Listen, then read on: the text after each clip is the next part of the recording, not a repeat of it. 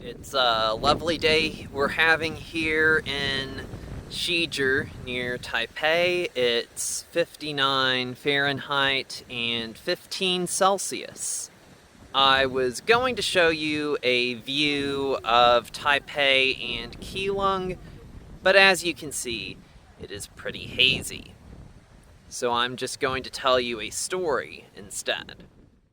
Up on this mountain, there is a military cemetery. Though unlike most military cemeteries, this one is mostly for generals. 2 presidents are also buried up here. This is a story about the man who designed the cemetery and is buried here, but didn't want to be buried here. In fact, he didn't even want to be buried in Taiwan. He was a half Chinese, half Japanese child, adopted by the future president of China, later sent to Germany to learn mountain warfare and tank warfare, but was taken out of the country right before Germany entered World War II.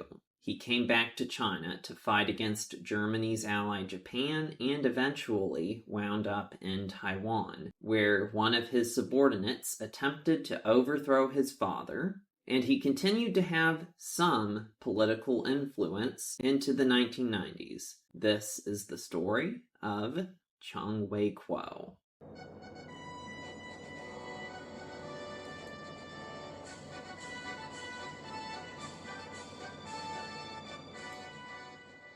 In 1912, the last emperor of China abdicated, leading to the establishment of the Republic of China.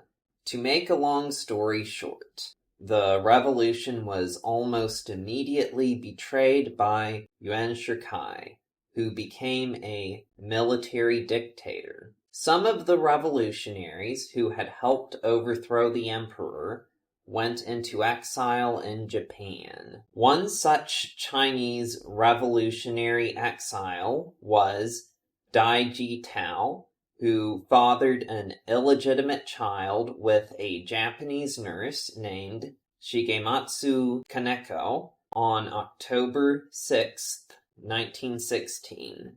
Dai Ji-tao was worried that this affair would ruin both his political career and his marriage, and thus entrusted the child to another Chinese revolutionary, Chiang Kai-shek.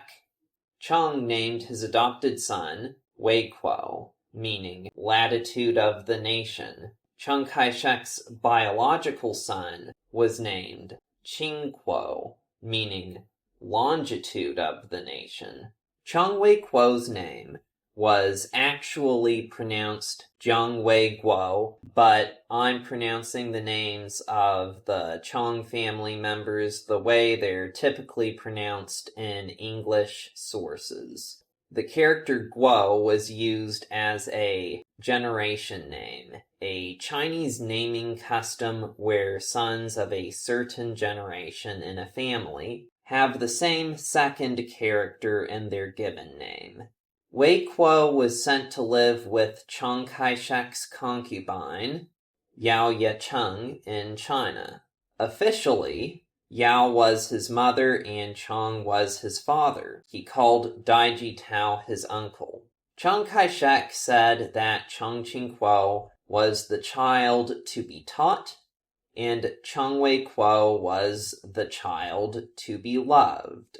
When Wei-kuo was sent to the Chiang family home in China, Chiang Kai-shek's wife and the mother of Chiang Ching-kuo, Mao Fu-mei, banished Yao Ye-cheng and Chiang Wei-kuo to a place in the back of the house that was infested with fleas. Meanwhile, Wei-kuo's biological mother, Shigematsu Kaneko, died in 1921. In 1925, Wei-kuo's older brother Ching-kuo was sent to the Soviet Union to study at the age of 15. That went somewhat awkwardly when Chiang Kai-shek started fighting the communists in China later. In 1927, Chiang Kai-shek married Sun Mei-ling, who would be Ching-kuo and Wei-kuo's new stepmother. The following year, Chiang Kai-shek emerged victorious in the Northern Expedition, making him the leader of China. During Chiang's consolidation of his rule over China, he had German military advisors. This was the era of Sino-German cooperation. To make a long story short, in the years after World War I, Germany got raw materials and China got military aid. This continued on even after Hitler took power in 1933. In 1936, Chiang Wei-kuo went to Germany to study mountain warfare and tank warfare. This is a picture of Chiang Wei-kuo in a German Wehrmacht uniform. This picture has been used for two false historical narratives. One is that the Republic of China, either historically or in the present, is ideologically similar to the Nazis, and the other is a narrative that has become popular in the 2020s that the Nazis weren't really racist, or they only hated Jews but not other races. The relationship between the Third Reich and the Republic of China was purely transactional for both sides. Chiang Kai-shek was going to use the help Germany gave him to fight Japan. He was under no illusion that the Nazis were his friends. Chiang Wei-kuo spent nearly 3 years in Germany, and by the time he left, a lot had changed. Germany under Hitler was moving away from China and towards Japan. In 1937, all-out war broke out between China and Japan. The German military mission was withdrawn in 1938. Germany and Japan were not officially allies yet. So Germany and China were not at war, and Chiang Wei-kuo was safe. Well, relatively safe. For instance, there was one time when his landlord reported him for allegedly making disparaging remarks against the Führer. Anyway, Wei-kuo met Hitler 3 times, but they didn't have any long conversations. Wei-kuo was part of the German army and thus participated in the Anschluss of Austria and the annexation of the Sudetenland from Czechoslovakia. Neither involved any fighting.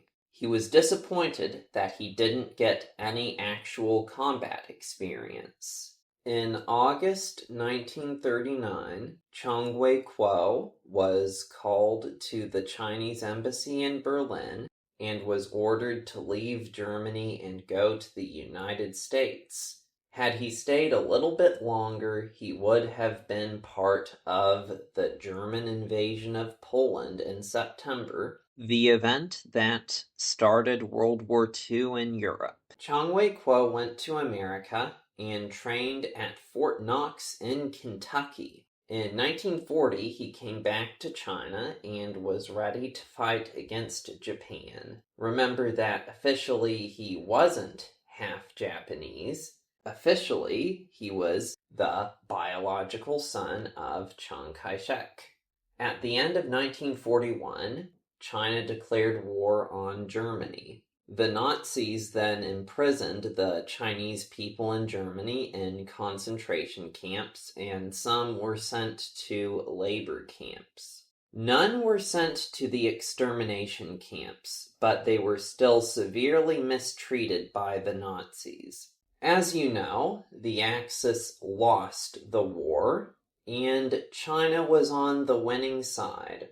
But for China, another war was about to start up again. Chiang Wei-kuo participated in the Chinese Civil War between the Kuomintang, or the nationalists, led by his father Chiang Kai-shek, and the communists, led by Mao Zedong. His experience in armored warfare was valuable. In 1949, the tide of the war was turning decisively against the nationalists. As the communists were rapidly advancing, Wei-kuo's biological father Dai Jitao died of a sleeping pill overdose in February. Most English-language sources claim this was a suicide, but it's possible it was an accidental overdose. Chiang Kai-shek was in the process of evacuating the Chinese government and military to Taiwan. Chiang Wei-kuo participated in the evacuation of Shanghai. On May 22nd, the last American tanks were loaded onto ships heading for Taiwan. Wei-kuo left Shanghai and the city fell on May 25th. Chiang Wei-kuo followed the nationalist Chinese government to Taiwan. He continued to serve in the army. And the army's job wasn't just to defend Taiwan, Kinmen, and Matsu. It also had an offensive purpose. Chiang Kai-shek viewed the retreat to Taiwan as temporary and was determined to retake the Chinese mainland from the communists. For the over 1 million Chinese who went to Taiwan in 1949, Chiang Kai-shek was still the legitimate leader of China, and they hoped that this island would not be their permanent home. Chiang Wei-kuo's wife, Shi Jing-yi, died in 1953. The couple had no children. Wei-kuo went to Hong Kong and met a woman who was half German named Ellen Cho and married her in 1957. Their wedding was at the Chinese embassy in Tokyo. Japan still recognized Chiang Kai-shek's government in Taiwan as the real government of China.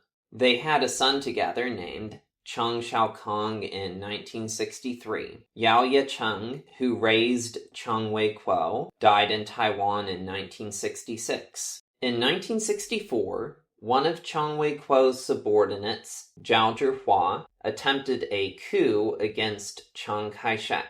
During a meeting, Zhao suggested leading a force to march on Taipei to protect the leader from corrupt elements in the army. Zhao was immediately arrested. While the coup failed, Wei-kuo's reputation was damaged, even though he played no role in it. He was still in the military, but was marginalized after this point. His older brother was pretty much the designated successor all along and had always been more popular than Wei-kuo anyway. As for Zhao Zhihua, he was sentenced to death, but his sentence was commuted and he died in 1983. In 1975, Chiang Kai-shek died, and in 1978, Ching-kuo became president. And in 1980, Chiang Wei-kuo designed Wuzhi Mountain Military Cemetery in Shizhi, then part of Taipei County, now part of New Taipei. The cemetery was opened in 1982. By the 1980s, the aging generals surely realized that they would almost certainly spend their final years in Taiwan, not in their hometowns in the Chinese mainland. A lot had changed since 1949. Now, the People's Republic of China was a nuclear-armed state that was recognized as the legitimate Chinese government by the United Nations and most countries around the world. The United States ended official recognition of the Republic of China in 1979. Taking back the mainland increasingly seemed impossible. Ching-kuo realized this. He began the democratization of the Republic of China and promoted more local Taiwanese to positions of power in the government. He allowed opposition parties to run candidates against the ruling KMT and ended martial law in 1987. However, Ching-kuo still very strongly believed that Taiwan was part of China. He was a Chinese nationalist who believed that the two sides should eventually become one united democratic country. During Ching-kuo's second term, he was in poor health, and the KMT needed to prepare for what would come next. There were some who wanted Wei-kuo to succeed his brother, but Ching-kuo was insistent that Taiwan should not be eternally ruled by one family. He even offered Wei-kuo ambassadorial positions to get him out of Taiwan. Ching-kuo's chosen successor was his vice president, Teng-hui. In 1988, Ching-kuo died of a heart attack. In that same year, Chiang Wei-kuo finally publicly admitted that he was adopted. Teng-hui became the new president, the first president of the Republic of China who was born in Taiwan. While Chiang Wei-kuo had served in the Wehrmacht, Teng-hui had served in the Japanese army, as Taiwan was part of the Japanese Empire back then. Chiang Wei-kuo and Teng-hui would not be on very good terms, as Chiang Wei-kuo saw Teng-hui as moving away from Chinese nationalism and towards Taiwanese independence. Much of the KMT did not like Li, including Ching-kuo and Wei-kuo's stepmother, Sung Mei-ling, who was almost 90, and there was a real chance that the party might ditch Li for somebody with connections to the old guard, someone like Chiang Wei-kuo. Today, presidential elections in Taiwan are decided by popular vote every 4 years, with the winner only needing a plurality. In the old system, the president was elected by the National Assembly every 6 years, with an actual majority required.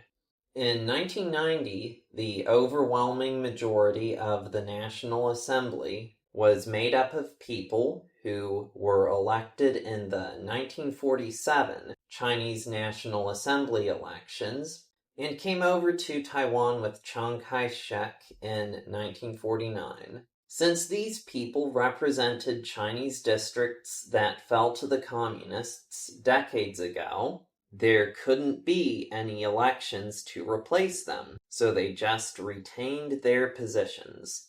Going into the 1990 presidential election, Teng-hui couldn't hope to win without their support. A faction of the Kuomintang that was opposed to Taiwanese localization was beginning to rally behind Yang-kang, who was also Taiwanese but more favorable to mainlander interests. They supported Lin for president and Chiang Wei-kuo for vice president. However, the KMT party apparatus coalesced around Teng-hui, and Yang-kang withdrew his candidacy before the election began. Teng-hui ran unopposed. Chiang Wei-kuo was given a position as advisor to the president, as Li still needed to placate the people who came with Chiang Kai-shek in 1949. While Chiang Wei-kuo was not officially a candidate, he did receive some votes for vice president, just not legally. Some student activists protested the undemocratic nature of the election and held their own mock election, where over 26,000 people participated. In the mock election, the Yang-kang Chiang Wei-kuo ticket received 1.6% of votes cast. Teng-hui got 16% of the vote, while Taiwan independence activist Huang Hua got over 80% of the vote. Teng-hui continued on with his reforms. In 1990, the Republic of China officially renounced the use of force to unify China. At the end of 1991, all officials elected in the Chinese elections of 1947 and 1948 were forced to retire. A series of amendments overhauled the political system. The Republic of China had, for all intents and purposes, abandoned its quest of retaking the mainland and would focus only on Taiwan. In 1991, Chiang Wei-kuo's housekeeper Li Heng-mei was found dead. The police conducted an investigation and found over 60 firearms at Chiang Wei-kuo's house. The death was ruled a suicide, but still the incident damaged his reputation. Meanwhile, Chiang Wei-kuo was convinced that mainland China and Taiwan would inevitably be united, but not during his lifetime. He believed that Jiang Zemin and others in the PRC could be influenced by the Kuomintang. He started a campaign to get Chiang Kai-shek and Ching-kuo's remains transferred from Taiwan to the Chinese province of Zhejiang, where they were born. He also wished to be buried in mainland China. Because of his stepmother's pleading, he dropped his requests in 1996. 1996 was a big year for Taiwan. It was the year of Taiwan's first presidential election decided by popular vote. Yang-kang, supported by dissatisfied members of the KMT, ran against Li again. Chiang Wei-kuo played no role in this election, and Lin's running mate would be General Pei-tsun, known as the Anti-Taiwan Independence General. The Lin-Hao ticket received 15% of the vote, compared to the Li Teng-hui, Lien Chan tickets, 54%. It was a four-way election. Chiang Wei-kuo was hospitalized at Taipei Veterans General Hospital at the end of 1996. There he died of kidney failure on September 22, 1997, at the age of 80. Chiang Wei-kuo was buried in the cemetery he designed, as was Pei-tsun when he died in 2020 at the age of 100, as was Li Teng-hui when he died that same year at the age of 97. Here is Chiang Wei-kuo's grave. His family still comes to pay their respects. He is buried next to his first wife. His second wife is still alive as of 2026. Ellen Cho is in her 90s. His son, Chang Xiaokong, is also still alive and practices law in New York. Li Teng-hui's grave was closed off, but here is the grave of Yang-kang, who was president for 3 years in between Chiang Kai-shek and Ching-kuo. Chiang Wei-kuo's attempt to get his adopted father and brother's remains sent to their hometown of Fenghua in Zhejiang province was unsuccessful. Neither Chiang Kai-shek nor Ching-kuo have actually been buried. By the way, Chiang Kai-shek's body is not located in the Chiang Kai-shek Memorial in Taipei. Both his and his son's corpses are kept in mausoleums in Taoyuan, awaiting transportation in case Taiwan and mainland China are united. Wei-kuo's stepmother, Sung Mei-ling, died in 2003 at the age of 105. She is buried in New York. Ching-kuo's widow, Faina Chang, attempted to get Chiang Kai-shek and Ching-kuo buried in Wuzhi, but that was unsuccessful. Wuzhi Mountain Military Cemetery is a bit out of the way. It's not very convenient to get to.